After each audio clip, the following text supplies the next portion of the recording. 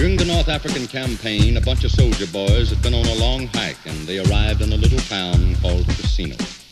The next morning, being Sunday, several of the boys went to church. A sergeant commanded the boys in church, and after the chaplain had read the prayer, the text was taken up next. Those of the boys who had a prayer book took them out, but this one boy only had a deck of cards, and so he spread them out. The sergeant saw the cards and said, "Soldier, put away those cards." After the services were over, the soldier was taken prisoner and brought before the provost marshal. The marshal said, "Sergeant, why have you brought this man here?" "For playing cards in church, sir." "And what have you to say for yourself, son?" "Much, sir," replied the soldier. The marshal said, "I hope so, for if not, I shall punish you more than any man was ever punished." My wilderness does not belong to me. My wilderness does not belong to me. In my wilderness, springtime always comes, and death is always near, but won't be pinned down. Or it's a beautiful gift to end lovemaking, relaxing him so he falls into exhausted, satisfied sleep. The hands that massage are strong, warm, and in command. They knead the body like fertile dough. Exploring every part of his body with loving hands increases my own sense of intimacy. I memorize all the variations of skin texture, from the roughness of his legs to the miraculously velvety feel of the head of the penis.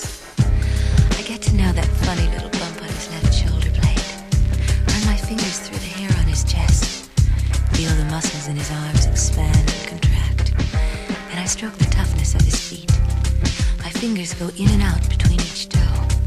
The skin is smooth, then hard, then smooth again. My hands are important love-making instruments, and used artistically, they are a unique sexual signature. In an extended relationship with a man, the idea of trying anal caresses and manipulation with rectal intercourse almost invariably is discussed. The male's constant search for new sexual experiences usually makes him the initiator of anal advances. He may investigate with his mouth and tongue. He has already communicated that oral lovemaking is reciprocal, so he will expect you to learn this also. In my wilderness, the babbling of a brook, the raging of a river, the fury of a flood. In my wilderness, the trees fall in the woods, and nobody hears them fall. And death is always near.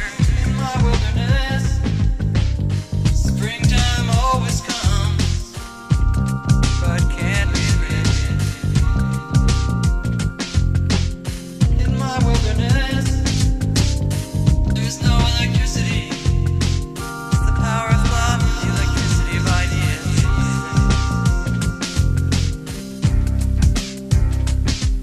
If that high world which lies beyond our own surviving love endures, if there the cherished heart be found, the eye the same, except in tears, how welcome those untrodden spheres. How sweet this very hour to die, to soar from earth and find all fears lost in thy light. Eternity. It must be so. 'Tis not for self that we so tremble on the brink, and striving to o'erleap the gulf, yet cling to being's severing link. Oh, in that future let us think to hold each heart the heart that shares. With them the immortal waters drink, and soul grow deathless there.